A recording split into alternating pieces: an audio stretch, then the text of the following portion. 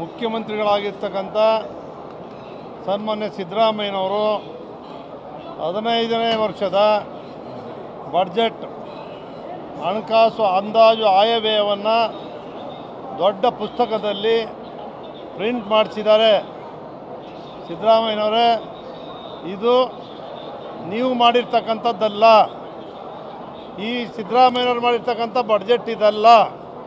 ನೀವು 14 ವರ್ಷ ಏನು ಬಡ್ಜೆಟನ್ನು ಮಂಡಿಸಿದಿರಿ, ಈ 15ನೇ ಬಡ್ಜೆಟ್ಟಲ್ಲಿ ಇದು ಸಿದ್ದರಾಮಯ್ಯನವ್ರ ಬಡ್ಜೆಟ್ ಅಲ್ಲ, ಇದು ಕಾಂಗ್ರೆಸ್ ಬಡ್ಜೆಟ್ಟು.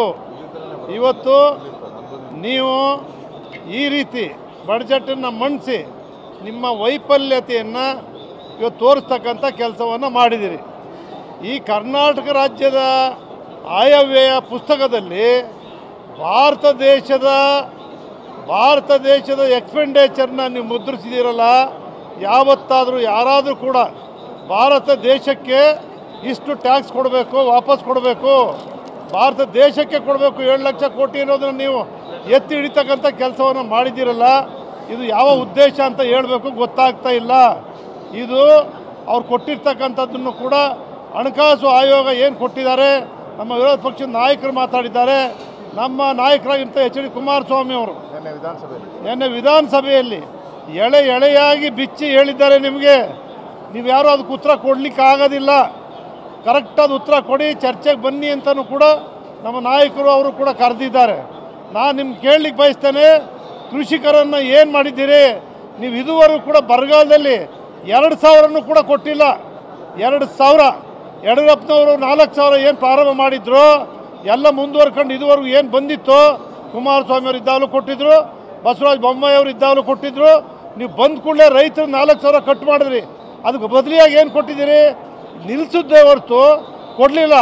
2,000 ರೂಪಾಯಿ ಇವತ್ತು ಗಂಟ ಭೀಕರ ಬರಗಾಲದಲ್ಲಿ ಜನರಿಗೆ ತಲುಪಿಲ್ಲ. ಜನರು ಕಷ್ಟಕ್ಕೆ ಸಿಲುಕಿದ್ದಾರೆ. ಅದ್ರ ಬಗ್ಗೆ ಒಂದು ವರ್ಡಿಂಗ್ಸ್ ಇಲ್ಲ, ಅದ್ರ ಬಗ್ಗೆ ಪ್ರಿಂಟ್ ಮಾಡಿಲ್ಲ. ಜನರು ಮೇವಿಲ್ಲದೆ, ನೀರಿಲ್ಲದೆ, ಊಟ ಇಲ್ಲದೆ ಸಾಯ್ತಾ ಇದ್ದಾರೆ. ನಾವು ಕೊಡೋ 2,000 ರೂಪಾಯಿ ಉಣ್ತಾರೆ, ಊಟ ಮಾಡ್ತಾರೆ ಅವರು ಅಂತ ಹೇಳ್ತಕ್ಕಂಥ ನೀವು ಹೇಳ್ತಿದ್ರಲ್ಲ, ಇದು ಯಾವ ನ್ಯಾಯ? ಇದು ಬಡ್ಜೆಟ್ಟು ಸಂಪೂರ್ಣವಾಗಿ ಸಿದ್ದರಾಮಯ್ಯನವರು 15ನೇ ವರ್ಷದ ಹಣಕಾಸಿನ ಬಡ್ಜೆಟನ್ನು ಏನು ಮಂಡಿಸಿದ್ದೀರಿ, ಇದು ನಿಮ್ಮ ಹಿಂದಿನ 14 ವರ್ಷದ ಬಡ್ಜೆಟ್ಗೆ ಇದು ಯಾವುದೇ ರೀತಿಯ ಒಂದು ಅಂಶನೂ ಕೂಡ ಇಲ್ಲ. ವಿಫಲರಾಗಿದ್ದಾರೆ, ವೈಫಲ್ಯ ತೋರಿಸ್ತಾ ಇದೆ. ಸಿದ್ದರಾಮಯ್ಯನವರ ಬಡ್ಜೆಟ್ ಅಲ್ಲ, ಇದು ಕಾಂಗ್ರೆಸ್ ಪಕ್ಷದ ಬಡ್ಜೆಟ್ಟು. ನರೇಂದ್ರ ಮೋದಿ ಅವ್ರನ್ನ ಕೇಂದ್ರ ಸರ್ಕಾರವನ್ನು ನೀವು ಹೇಳ್ತಕ್ಕಂಥ ಎಷ್ಟು ದಿನ ಸುಳ್ಳು ಹೇಳ್ತೀರಿ?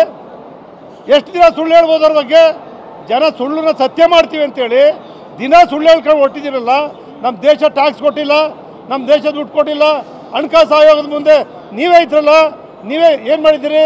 ಹಿಂದಿನ ಸರ್ಕಾರ ವಿಫಲ ಆಗಿದೆ ಅಂತ, ಹಿಂದಿನ ಸರ್ಕಾರ ವಿಫಲ ಆಗಿದೆ ಅಂತ ಹೇಳಿದಿರಲ್ಲ. ನೀವೇ 5 ವರ್ಷ ವಿಫಲ ಆಗಿದ್ದೀರಲ್ಲ. 15 ಹಣಕಾಸಲ್ಲಿ ನೀವೇ ಇದ್ರಿ, ನೀವೇ ವಿಫಲ ಆಗಿರೋದು. ಈ ಸರ್ಕಾರ ಅಲ್ಲ, ನೀವೇ ವಿಫಲ ಆಗಿರೋದು.